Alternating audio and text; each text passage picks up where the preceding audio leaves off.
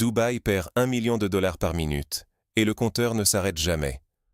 On ne parle pas de métaphores ou de prévisions catastrophistes, c'est le chiffre réel, ici et maintenant. À chaque minute qui passe, la fermeture du détroit d'Ormuz coûte à Dubaï l'équivalent du prix d'un gratte-ciel effacé d'un trait sur le carnet de compte. 60 secondes, 1 million de dollars qui s'évaporent. Et si l'on extrapole sur une journée entière, cela grimpe à 1,5 milliard. Personne, absolument personne, ne sait quand, ou même si, le compteur va enfin s'arrêter. C'est une hémorragie financière d'une brutalité inouïe, un sablier dont chaque grain de sable charrie une fortune envolée. Mais ce n'est pas qu'une histoire de fortune disparue dans les tours de Dubaï. Derrière cette saignée financière, il y a la faille cachée du système mondial. Toute notre économie, depuis 30 ans, repose sur un point minuscule de la carte, une bande d'eau de 54 km de large entre l'Iran et Oman. Ormuz. Par là transite un baril de pétrole sur 5 produits dans le monde, et près d'un tiers du gaz naturel liquéfié. Ce n'est pas un simple couloir maritime, c'est l'artère principale de l'économie mondiale, le carrefour sans lequel rien ne circule. Pendant des décennies, les experts ont tiré la sonnette d'alarme, diversifié les routes, créé des stocks stratégiques. Préparez-vous.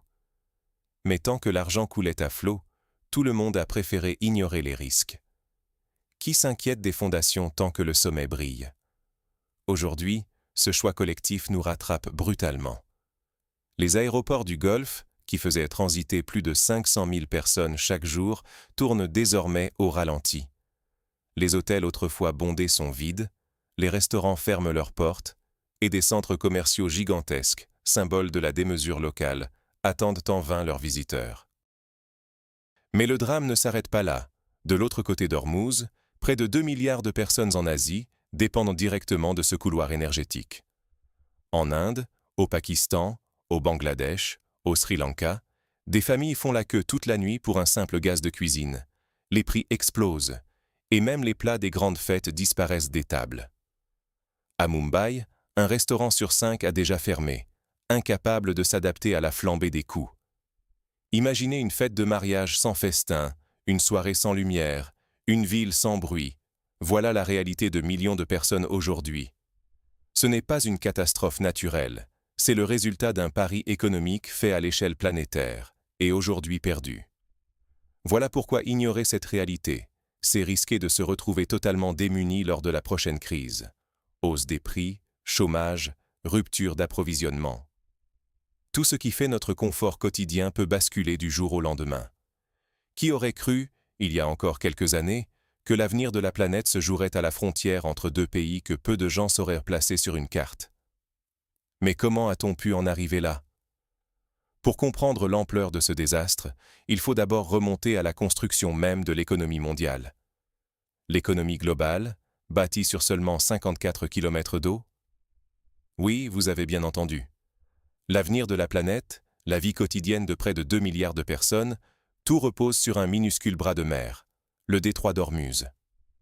Ce passage, large comme la distance entre Paris et Fontainebleau, voit passer chaque jour près de 20% du pétrole mondial et presque 30% du gaz naturel liquéfié. Un chiffre vertigineux qui donne le tournis quand on pense aux conséquences d'une interruption, même brève. C'est l'aorte de la civilisation moderne, le point de passage obligé entre les grands producteurs du Golfe Persique et le reste du monde. Pendant 30 ans, des analystes, des stratèges militaires, des économistes n'ont cessé de tirer la sonnette d'alarme. Ils ont publié, ils ont débattu, ils ont simulé tous les scénarios possibles de crise ou d'attaque. Mais la réponse du monde a toujours été la même. Minimiser les coûts. Miser sur la rationalité des acteurs, la stabilité régionale et surtout sur la croyance, ou plutôt le pari, que le détroit d'Ormuz resterait éternellement ouvert. Pourquoi investir dans des alternatives, des réserves stratégiques ou des routes secondaires quand il est si simple et si rentable d'utiliser la voie la plus directe? Cette logique implacable a conduit à une situation où la moindre étincelle peut embraser l'économie mondiale.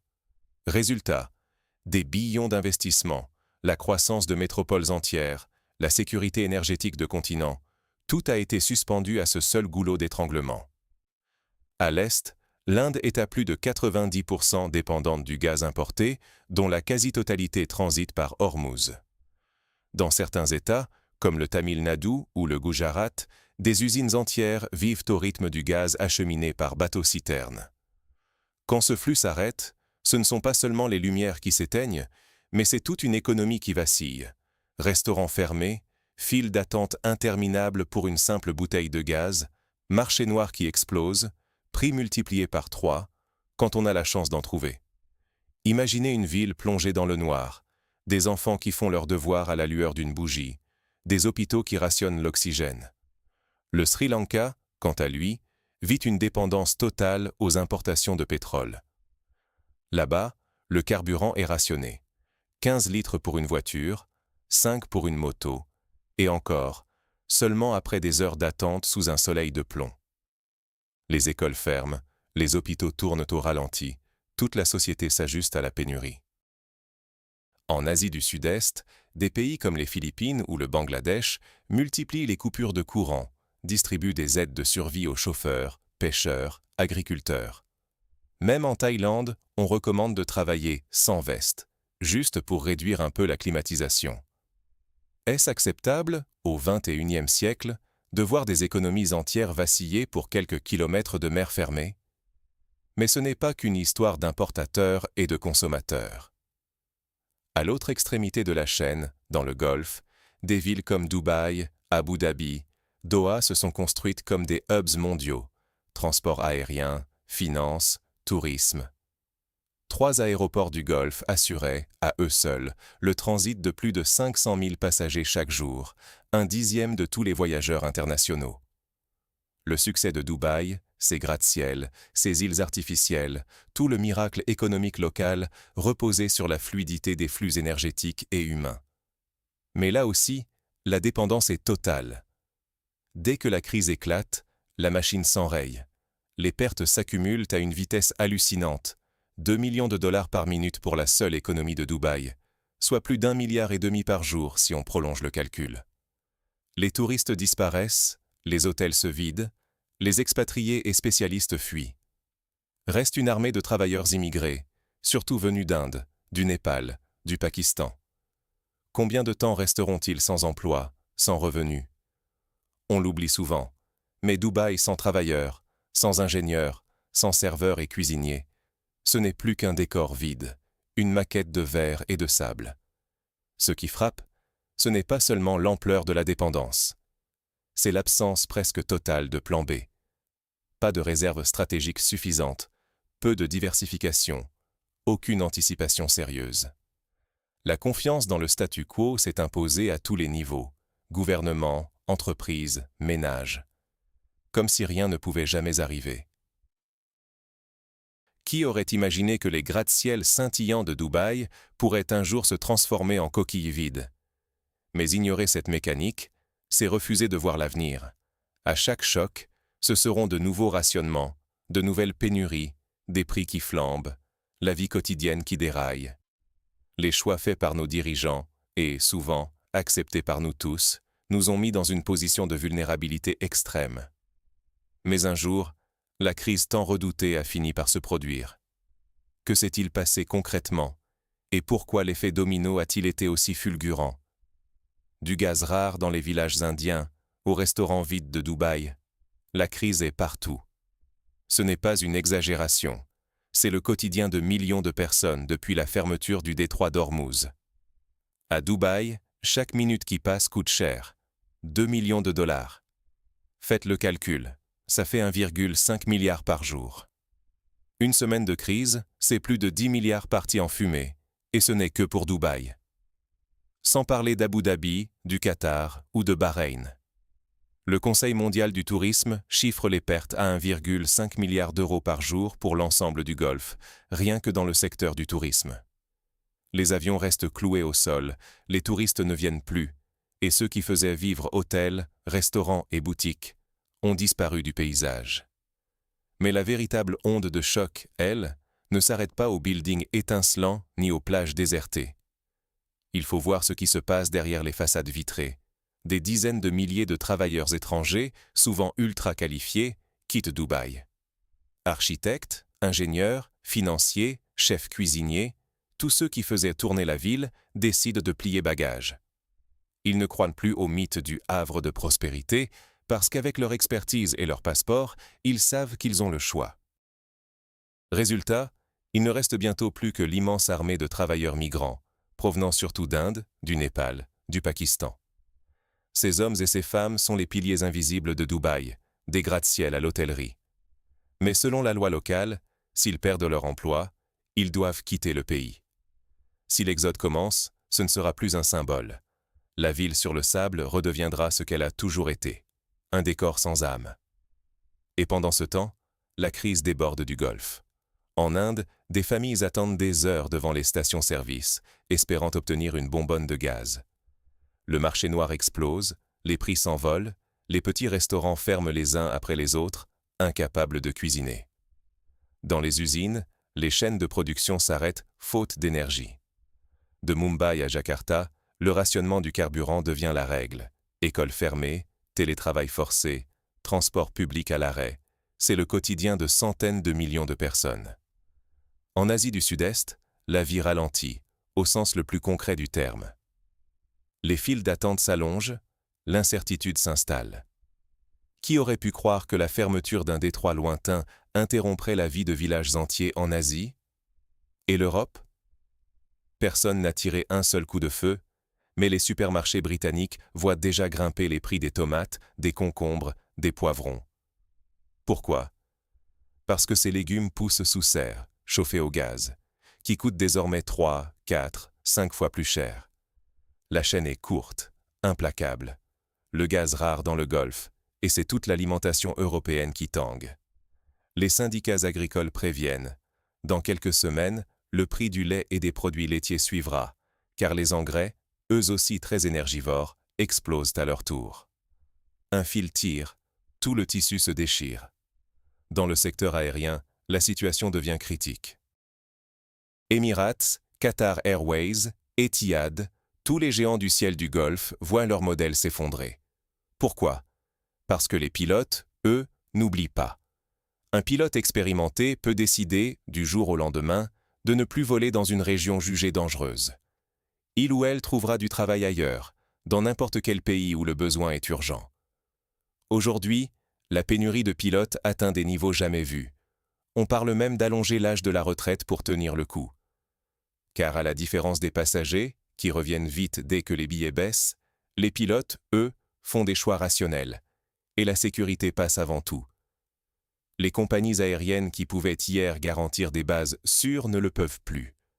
Impossible de retenir les talents, impossible d'en attirer de nouveaux. C'est un bouleversement structurel, qui ne disparaîtra pas avec la simple réouverture d'Ormuz. Résultat, le Moyen-Orient pourrait perdre cette année des dizaines de millions de touristes. Les flux de voyageurs entre l'Europe et l'Asie sont ralentis, détournés, plus chers que jamais. Les entreprises qui avaient bâti leur business sur la traversée du Golfe cherchent précipitamment des alternatives, tandis que les autres se frottent les mains d'avoir déjà des routes de rechange. Et tandis que le Golfe compte ses milliards de pertes, l'onde de choc touche l'Europe, l'Asie, l'Afrique, par le biais des prix, du commerce, de la confiance. Derrière tous ces chiffres, ce sont des vies bouleversées, des emplois menacés, la nourriture qui devient hors de prix, la stabilité sociale qui vacille. Le vrai enjeu, c'est la survie économique de régions entières, le maintien des emplois qualifiés et la sécurité alimentaire de milliards d'êtres humains. Comment vivre dans un monde où le prix d'une bouteille de lait dépend de la situation d'un détroit à des milliers de kilomètres? Mais ce n'est pas la première fois que le monde se heurte à sa propre fragilité. Pourquoi n'a-t-on rien appris? Quand la confiance s'effondre, ce n'est pas le pétrole qui manque, mais les gens. On pourrait croire que si demain le détroit d'Ormuz rouvrait, tout rentrerait dans l'ordre, que les tankers reprendraient leur balai, que les prix redescendraient, et que la vie continuerait comme avant. Mais la réalité, c'est que certaines choses ne reviendront pas. Et ce n'est pas une exagération. C'est la logique même de ce genre de crise. Regardez ce qui se passe aujourd'hui. Oui, on parle de pétrole, de gaz, de prix. Mais ce qui se brise surtout, c'est l'adhésion des gens au système. Ce sont les pilotes, les ingénieurs, les travailleurs qualifiés qui, lassés par l'incertitude, finissent par partir. Les investisseurs qui, échaudés par les montagnes russes, regardent ailleurs.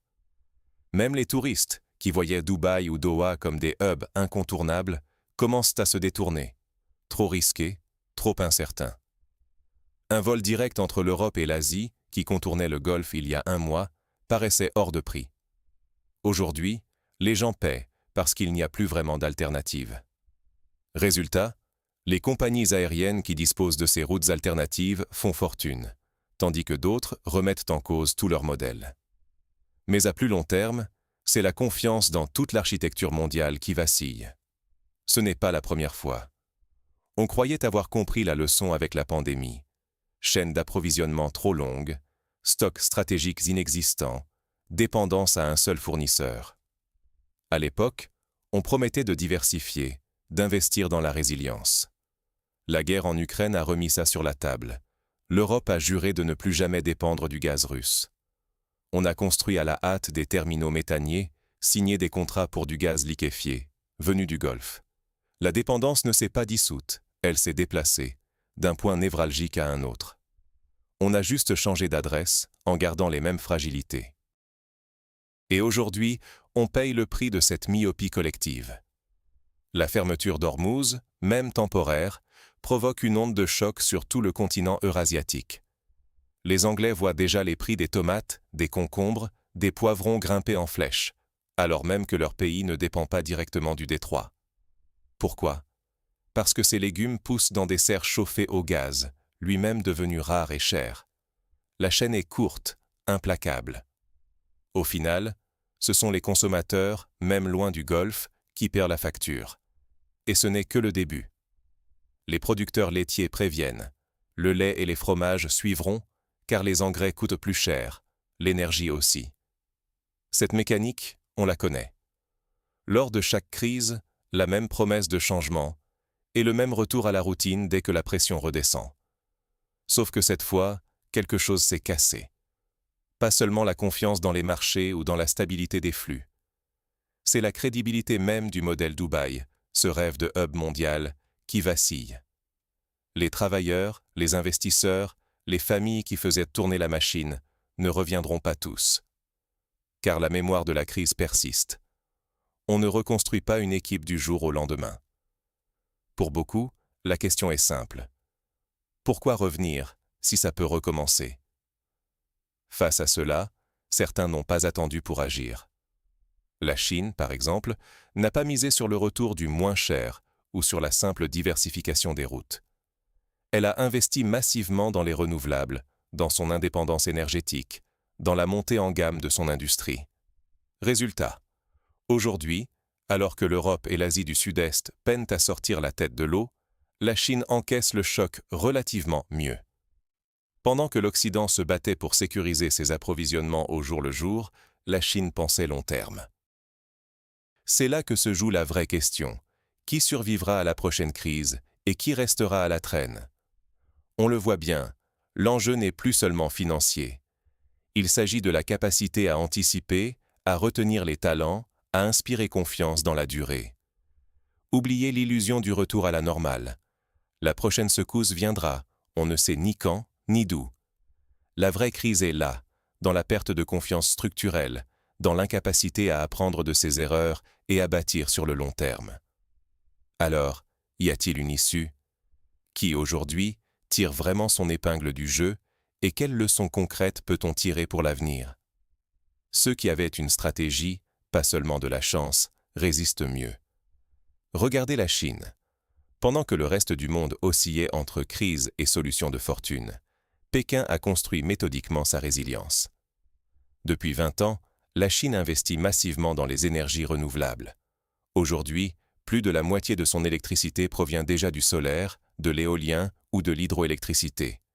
Côté mobilité, la moitié des nouvelles voitures immatriculées sont 100% électriques. Résultat, quand le détroit d'Ormuz se ferme, la Chine ne tremble pas. 10% de son pétrole passait par là. C'est inconfortable, mais gérable. Ce n'est pas une catastrophe nationale. Pourquoi ? Parce que c'est un risque anticipé, géré, assumé. Ce n'est pas de la chance, c'est une question de choix stratégiques, répétés année après année. À l'opposé, l'Europe se retrouve à payer le prix de son absence de vision à long terme. Après la crise du gaz russe, elle a cru s'affranchir en changeant de fournisseur. Mais au lieu d'investir massivement dans la diversification et la souveraineté énergétique, elle a simplement déplacé sa dépendance, du gaz russe au pétrole d'Ormuz. Changer de chaîne ne suffit pas quand la logique ne change pas. Résultat, chaque nouvelle crise révèle la même vulnérabilité, la même panique bureaucratique, les mêmes décisions précipitées. On ferme, on rouvre, on improvise. À chaque fois, la facture sociale et économique s'alourdit. Derrière ces choix, il y a une variable souvent invisible, mais décisive, le capital humain. À Dubaï, la fuite des talents est désormais une réalité. Les ingénieurs, les financiers, les architectes, les cadres qui ont bâti la prospérité locale partent s'installer à Londres, Singapour ou Sydney. Et ce genre de perte, contrairement à l'argent, ne se remplace pas d'un claquement de doigts. Reconstruire la confiance, faire revenir les meilleurs, c'est long, parfois impossible. La véritable crise, ce n'est pas seulement la hausse des prix ou la pénurie. C'est le doute qui s'installe dans les esprits, les projets qui se délocalisent, les familles qui ne reviennent plus. Comment relancer une économie privée de ses cerveaux et de ses mains les plus qualifiées? Pour nous, citoyens, la leçon est claire. La stabilité apparente n'est souvent qu'une illusion. La vraie sécurité, c'est de savoir diversifier, anticiper, ne jamais se reposer sur un seul pilier. Cela vaut pour nos carrières, nos économies et nos choix quotidiens. Pour les États, l'urgence est de dépasser le réflexe du simple remplacement. Il ne s'agit plus de trouver un autre fournisseur, mais de bâtir des stratégies résilientes, d'investir dans la formation, l'innovation, l'autonomie. En résumé, ce qui nous protège, ce ne sont pas les slogans ou les plans d'urgence improvisés. Ce sont des choix invisibles, faits bien en amont, dans l'ombre, quand tout semble aller bien. La prospérité, la stabilité et même le prix de nos courses dépendent d'anticipation, de décision, d'un investissement dans l'humain qu'on ne voit jamais tout de suite. Mais alors, que reste-t-il à faire, ici et maintenant, pour ne pas être la prochaine victime de l'économie sur le sable? Le compteur continue de tourner, et chaque minute compte. Car, au-delà des milliards qui s'envolent pendant que le détroit d'Ormuz reste fermé, ce sont des pertes autrement plus profondes qui s'accumulent. La confiance, d'abord, celle des investisseurs, des familles, des talents qui ont quitté Dubaï pour Londres, Singapour ou Sydney, retrouvant ailleurs stabilité et perspective. Ces ingénieurs, ces pilotes, ces gestionnaires, quand Dubaï tentera de les rapatrier, il ne suffira pas d'une promesse ou d'un salaire attractif. La réputation ensuite, ce mythe du Havre sûr et prospère, patiemment bâti, s'est fissuré en quelques semaines. Les nouveaux slogans n'effaceront pas des lignes de risque qui, désormais, apparaissent dans tous les rapports. Et finalement, la cohésion. Car chaque crise mine la capacité d'une société à se projeter, à croire en un projet commun. Or, une telle fragilité, révélée au grand jour, ne s'efface pas d'un simple retour à la normale. La vraie leçon n'est pas que la mondialisation est un piège, mais qu'elle exige une vigilance de chaque instant. Ce qui est perdu aujourd'hui ne reviendra peut-être jamais. Alors, la prochaine fois que vous verrez une tour scintiller sur la skyline de Dubaï ou que vous achèterez une tomate venue de loin, demanderez-vous « Sur quoi repose vraiment notre sécurité ?» Et que faisons-nous, collectivement, pour que le sablier ne se vide pas entièrement, minute après minute?